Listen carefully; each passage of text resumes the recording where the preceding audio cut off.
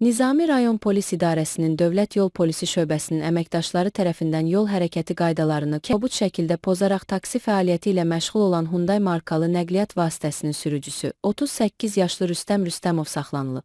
Daxili İşlər Nazirliyinin mətbuat xidmətindən Stop Narkotikaza bildirilib ki, sürücünün hərəkətləri şübhə doğurduğundan o tibbi müayinədən keçirilib. Bu zaman Rüstəm Rüstəmovun narkotik vasitənin təsiri altında sərnişindaşıma fəaliyyəti göstərdiyi müəyyən olunub. Yol polisi sizi apardı narkotik dispanserə müayinə elədi. Narkotik təsir altında olmağınızdan həkim akt verdi. Nə çəkmişsiniz? Naşık almıştım. Başqa?